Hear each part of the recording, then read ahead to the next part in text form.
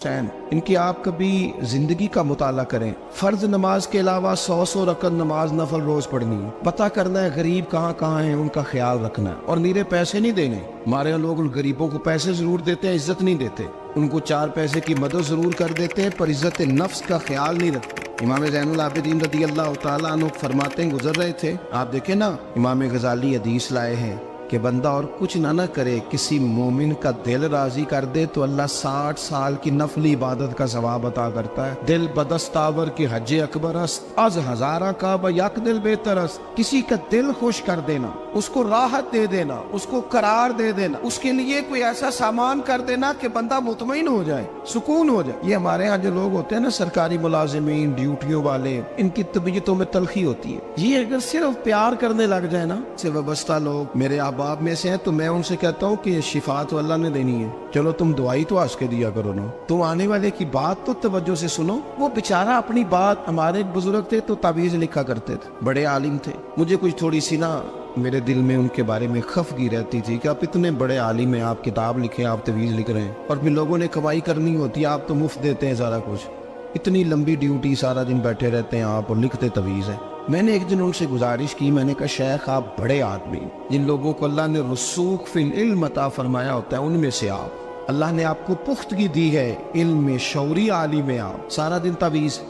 फरमाने लगे यार मैं तवीज नहीं लिखता, असल मसला ये है कि जो तवीज लेने आता है वो अपना सारा दुख सुनाता है, तो मैं तवीज नहीं लिखता, मैं ना बस लोगों के कलेजे ठंडे करता हूँ। मैं किसी का, अब तो बच्चों के पास टाइम ही नहीं, वो तो अब्बा का दुख नहीं सुनते, तो बैठते ही नहीं।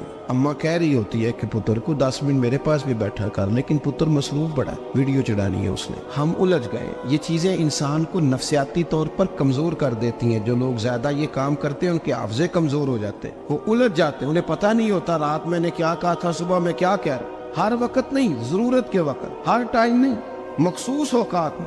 हजरत इमाम ज़ैनुल आबिदीन रदी अल्लाह तआला अन्हु फरमाने लगे, हम गुजर रहे थे, इमाम हुसैन साथ थे, तो रस्ते में ना कुछ गुरबा, गरीब लोग बैठ के खाना खा रहे थे। कहते हमारी उन पर नजर पड़ी, तो उन्होंने हजरत इमाम हुसैन रदी अल्लाह तआला अन्हु से कहा, हुजूर आइए, तशरीफ लाइए, खाना खाइए। वो जरूरी नहीं होता आपको सबका खाना पसंद ही आए, टेस्ट अपने अपने होते हैं, ये जरूरी तो नहीं। खाना पसंद ना भी आए तो दिल तो फिर भी राजी रखने चाहिए। कुर्बान जाए, नबी पाक ने किस तरह हमारी तरबियत की।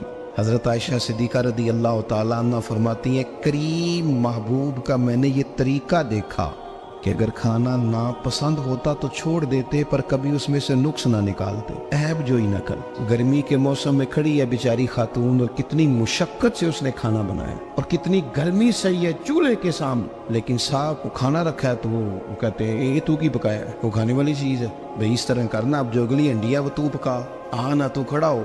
ये पता चले ये काम कितनी मुशक्कत का है। जिंदगी में कुछ थोड़ा सा दूसरों का ख्याल रखना, ये भी तो दीन का हिस्सा है। आप अपनी जिंदगी में हमेशा अपने लिए सोचे, किसी और का सोचे ही ना। तो मेरे अजीज याद रखेंगे आप, इमाम ज़ैनुल आबिदीन कहते हैं, नबी पाक सल्लल्लाहु तआला अलैहि वसल्लम ने ना हजरत इमाम अली मकाम की, इमाम हसन और हुसैन की इस तरह से कुछ तरबियत फरमाई थी कि गरीब परवरी उनके अंदर राच बस गई, मिजाज बन गया। वो गुरबा बैठे थे, दस्तरखान बिछाए सड़क के किनारे, तो इमाम हुसैन गुजरे तो उन्होंने आवाज दी। इमाम साहब लोग कहने लगे, हुजूर थोड़ी रोटी नहीं खा लेते हमारे साथ। तो इमाम साहब आ गए, नीचे बैठ गए गरीबों के साथ। कोई जुर्रत करे ना, चलो अमीरों ने तो गरीबों के साथ बैठने की जुर्रत नहीं करनी, कोई पीर ही बैठ जाए गरीबों के साथ, वही मेहरबानी कर दे कि मैं पीर साहब हूँ, किबला हूँ, तो मैं ही चलो लंगर खा लो मुरीदों के साथ बैठ के।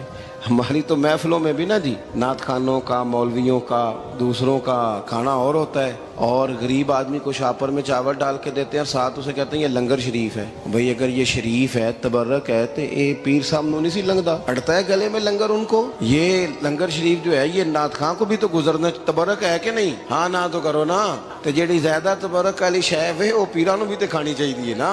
नात खां को उसके लिए लहदा से मुर्ग मुसल्लम आला खाने। मैं अक्सर दोस्तों से कहता हूँ, चलो मिलाद शरीफ पे सही सबके लिए अच्छा खाना पकाओ। चलो जिस गरीबों के बच्चों को, बेचारों को सारा साल वो बोटियों के लिए लड़ते हैं, तुम मिलाद पे अच्छी रोटी पका दो, तो बच्चा जब खाएगा ना बहुत सारियां बोटियां और चावल, और अपने अब्बा से पूछेगा कि अब्बा जी आज की गल है, تو ہو سکتا ہے غریب باپ روئی پڑے اور اسے کہے پتر تو آج راج راج کے کھاج ساڑھے نبی پاک دا میلاد شریف. تو امام حسین رضی اللہ تعالیٰ عنہ نا آ کے غریبوں کے بیچ بیٹھ گئے زمین پہ. انہوں نے کہا کھائیے. تو وہ جس طرح وہ کھا رہے تھے نا سادے برتنوں میں سادے، امام حسین کھانا کھانے لگ گئے.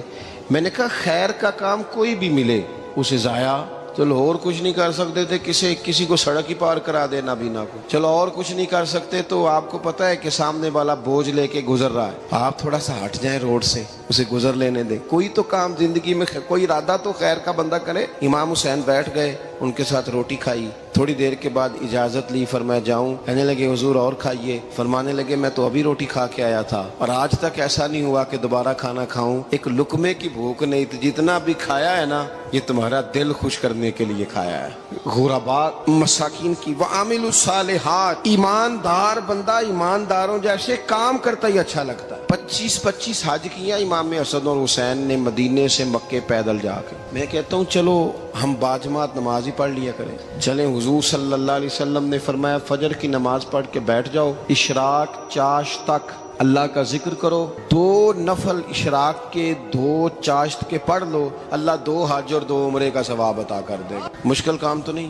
اہل بیت نے ہمیں سبق یہ پڑھایا ہے، حضور کے اصحاب نے ہمیں سبق یہ پڑھایا. تیسری بات فرمایا وَتَوَاصَوْا بِالْحَقِّ. صرف یہ نہیں کہ تم نماز پڑھ کے تو بیٹھ جاؤ، تم نے نا بے نمازی کو نماز کی دعوت بھی دینی ہے. مظلوم پر ظلم ہوتا رہے اور کونے میں چپ کر کے بیٹھے نہیں رہنا، بلکہ اگر ہاتھ پکڑا جا سکتا ہے تو ظالم کا ہاتھ پکڑنا ہے. نبی پاک علیہ الصلوۃ والسلام نے فرمایا اپنے بھائی کی مدد کرو چاہے وہ ظالم ہو یا مظلوم ہو. بھائی کی مدد کرو چاہے ظالم ہو یا مظلوم ہو. تو صحابہ نے عرض کی یا رسول اللہ صلی اللہ تعالی علیہ وسلم یہ مظلوم کی مدد تو سمجھ میں آتی ہے، یہ ظالم کی مدد کیسے کریں؟ نہیں سمجھ آ رہی ہے آپ کو بات؟ یا رسول اللہ صلی اللہ تعالی علیہ وسلم مظلوم کے ساتھ کھڑا ہونا تو ہماری عقل میں آ گیا، تو ظالم کی مدد کیسے کرنی ہے؟ نبی پاک صلی اللہ تعالی علیہ وسلم نے فرمایا ظالم کو ظلم کرنے سے روک دو. تم نے اس کی مدد کر دی، اسے باز کرو. لیکن ہم تو اتنی جرت ہی نہیں رکھتے بدی کو بدی کہنے کی، اتنی طاقت ہی نہیں ہوتی. جھوٹ کو جھوٹ کہنے کی ہمت، ہمارے گھر میں سارا کچھ ہو رہا ہوتا ہے، ہمیں پتہ ہوتا ہے کہ فلاں جگہ پہ ہمارا قبیلہ ہماری برادری غلط ہے، پر اتنی جرت کرتے.